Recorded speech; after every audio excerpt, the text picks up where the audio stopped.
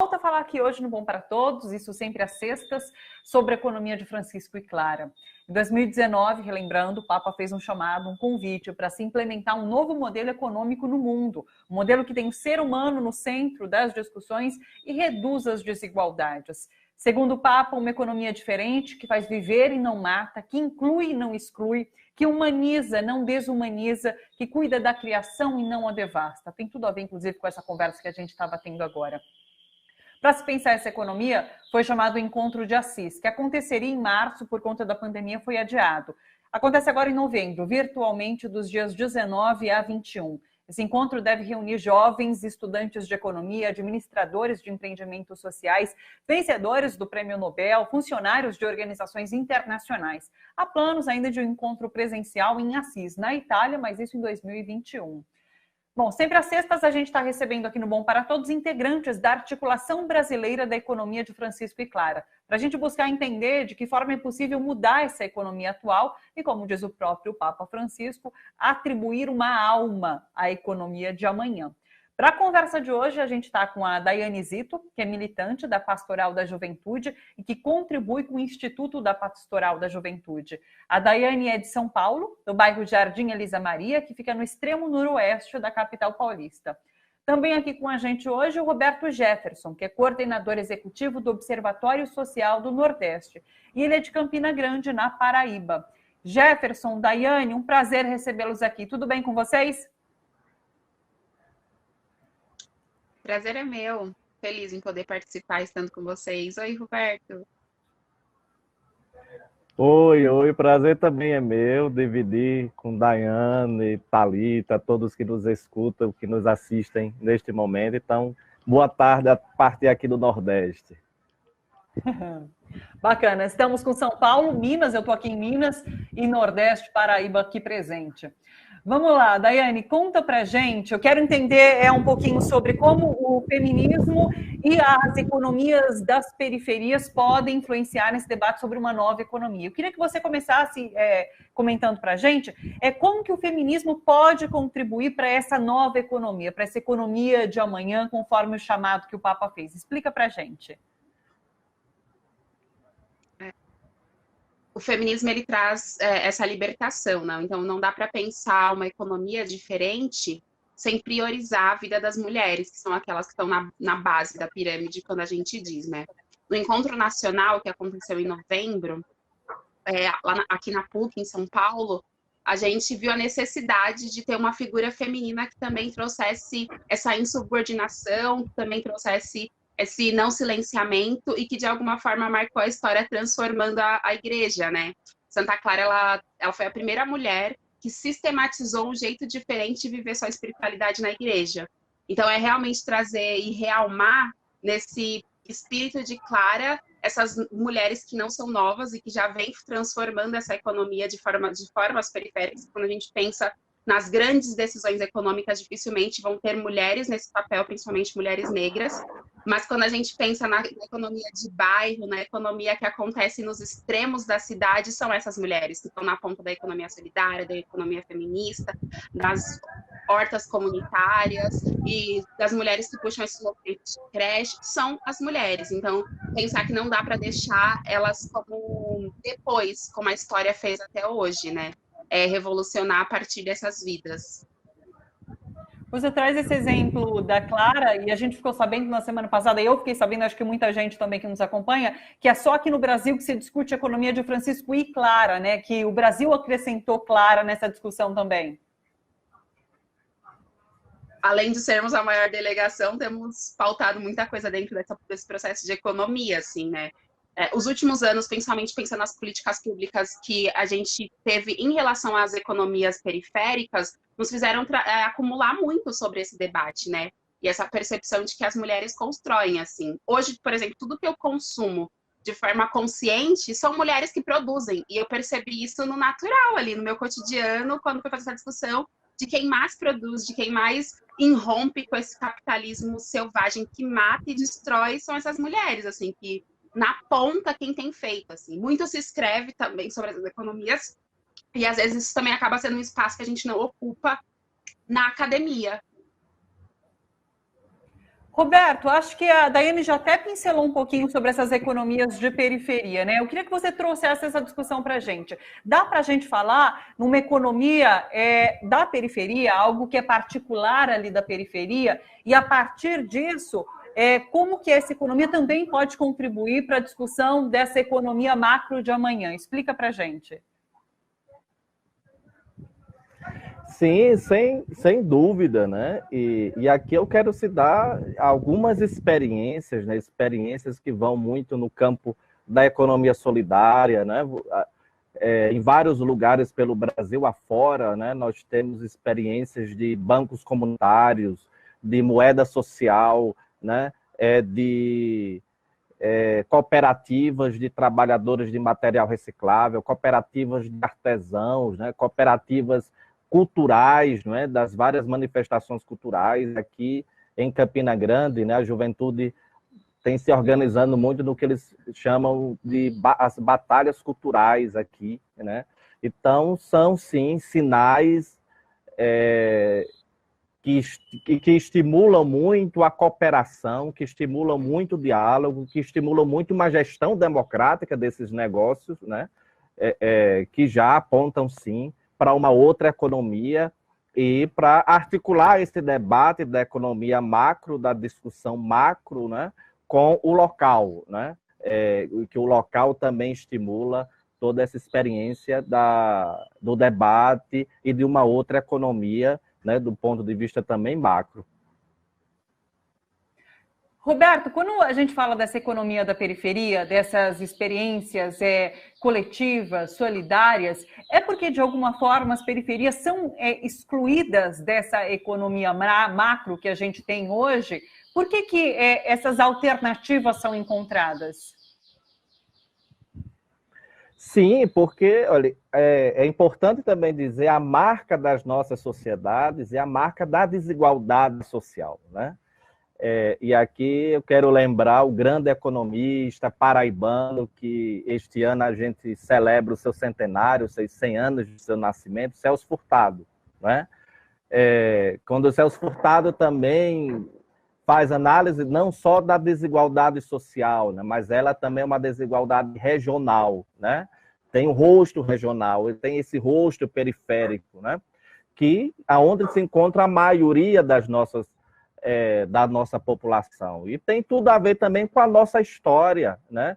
Tem tudo a ver também com o tipo de sociedade que o Brasil foi construindo ao longo do tempo, tem tudo a ver com o tipo de democracia que foi sendo construída no Brasil, né? Com a participação apenas de uma elite, com a exclusão da maior parte da população. E assim é o modelo econômico atual, né?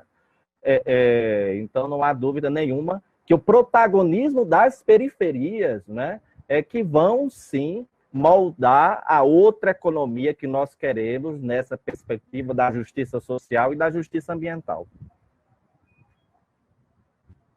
A Daiane é atuante também da Pastoral da Juventude, né? Eu queria que você falasse agora sobre como a atuação da pastoral, como a educação de base é importante também para essa nova economia que se discute. Inclusive, esse é um tema presente nas discussões da Pastoral da Juventude?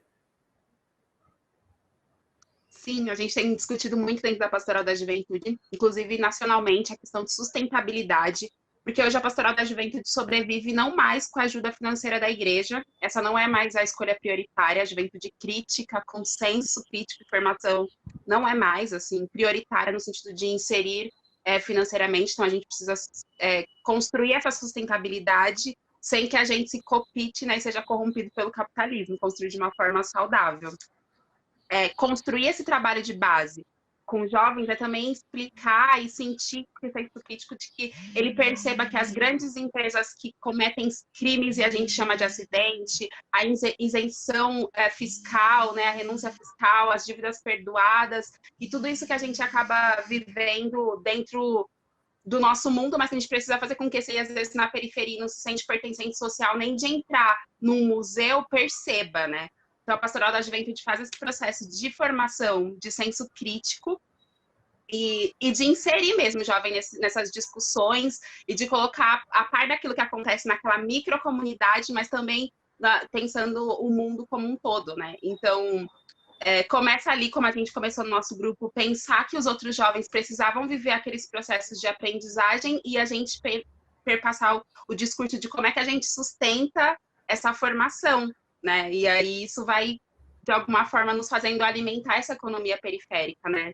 Descobrir, desde que seja como montar aquela rifa, discutir com a comunidade porque aquilo é importante, fazer aquele dinheiro render e como a gente investe e transforma aquilo em mudança social. E mais do que isso, depois como é que a gente transforma isso em política pública, porque é uma bandeira que a Pastoral da Juventude bate incessantemente de que as políticas públicas é que vão mudando as vidas, né? Que a gente faz o nosso trabalho no comunitário, ali no convívio, mas que a gente precisa transformar também com política pública, principalmente dentro do pleito político, porque senão isso não se torna direito e a gente vai cada vez mais se perdendo ali, lutando para sobreviver. E não, a gente quer vida e vida plena. Acho que tem tudo a ver com a conversa que a gente teve agora em relação ao combate à fome através das políticas públicas, como foi isso, como foi a política que possibilitou esse momento e como, a partir da destruição dessas políticas públicas, a gente volta agora para essa situação de fome no país. Roberto, eu queria que você falasse um pouquinho sobre o trabalho da igreja no semiárido, nos últimos anos, fazendo inclusive também um link com o que a gente conversou agora sobre a fome, essas políticas públicas influenciaram bastante na região, né? Como a igreja tem atuado agora nesse momento em que a gente vê a destruição dessas políticas? Porque pensar numa nova economia, essa nova economia só vai ser possível a partir também das políticas públicas que, como a Daiane disse, forem implementados para mudar essa situação de desigualdade no país, né? Importante também dizer que quando a gente coloca toda a experiência do semiárido, né, do que o semiárido brasileiro vivenciou nas últimas décadas, não é? Todo o papel importante das políticas públicas, a gente encontra, sem nenhuma, um protagonismo social da igreja, e aí não só da igreja católica, né? Por exemplo, de igrejas históricas, evangélicas, do papel dos movimentos sociais, dos sindicatos, das ações, de uma sociedade civil muito plural, né, aqui na região, que foi determinante para que a gente saísse de uma lógica de combate às secas aqui, né, para entender toda a nossa região, o clima da nossa região e tudo mais, para a convivência com o semiárido, né? Para a convivência com o semiárido e todas as potencialidades dessa região. Do ponto de vista do protagonismo social da Igreja Católica, hoje, né, a gente vive, vamos dizer, uma baixa nesse protagonismo social da Igreja Católica, né? Ela teve um protagonismo no passado muito mais atuante, basta lembrar aqui Dom Helder Câmara, que liderou o movimento junto com Celso Furtado, né, economista, que culminou na criação da Sudene, que culminou em outras políticas da região, naquele período dos anos 50, 60, um papel importante da ação católica, das juventudes católicas daquele período, né? E depois, em outro período, da redemocratização do país, né, da luta pelo combate à fome, ali 80, 90, aquelas décadas, e, claro, também teve uma participação importante, como eu estava dizendo, em toda essa concepção e luta pela convivência com o semiárido, né? Mas aí, para dizer também que antes das políticas públicas, né, do apoio, do financiamento tão importante do período do governo do presidente Lula e presidente Dilma, né, um programa, por exemplo, que eu quero destacar, 1 milhão de cisternas, né, que era um programa que nasceu da sociedade civil. Todas essas políticas de convivência com o semiárido, as cisternas, a agroecologia e por aí vai, né, só para citar as mais emblemáticas, nasceram da sociedade civil, dos movimentos populares da região, né? Não nasceu no interior do governo, né? Esses governos foram importantíssimos porque apoiaram, financiaram, ampliaram, mas eu quero destacar isso, que toda essa questão da convivência, a cisterna de placa, por exemplo, né, que já temos mais de 1 milhão espalhadas por todo o semiárido aqui na região, foram políticas, projetos pensados, articulados, e seu primeiro financiamento, né, se deu a partir dos movimentos da sociedade civil organizada, da cooperação internacional, claro, mas eu quero destacar isso, né, mesmo com o desmonte, com a falta de recursos, né, federais, por exemplo, né, mas a sociedade se levando. As feiras agroecológicas continuam, a agricultura familiar está aí. Claro que vamos ter que reconstruir muito das políticas que nós tínhamos, né? Mas estamos aí, mas eu queria destacar isso, né? A força mobilizadora da sociedade civil aqui no semiárido, né? Criando possibilidades e fazendo com que os governos pudessem assumir e ampliar aquelas políticas públicas pensadas e gestadas a partir da sociedade civil. Importantíssimo isso, importantíssimo a atuação dos movimentos populares, dos movimentos sociais, porque são eles, de fato, que têm feito a diferença nesse momento em que o governo não abre espaço para essa comunicação, não abre espaço para mudança, não abre espaço nem para ouvir essas mudanças sugeridas pelos movimentos. Pessoal, olha, foi um prazer receber mais uma vez a articulação de que representa essa nova economia de Francisco. Todas as sextas eu digo que vocês trazem inspirações aqui para a gente. Tem sempre sido uma surpresa muito grata conversar com vocês sobre essa nova economia, esse novo formato que é possível e que precisa ser modificado para já, para amanhã, de fato. Daiane, Roberto, um prazer recebê-los. Muito obrigada. Até uma próxima. Sucesso para vocês nessa empreitada, nessas discussões pela frente. Muito obrigada. Obrigada a você. Eu agradeço, muito obrigado, viu? E uma honra estar aqui pessoal. na TVT, né, Daiane? E um abraço a toda a articulação Economia Francisco e Clara.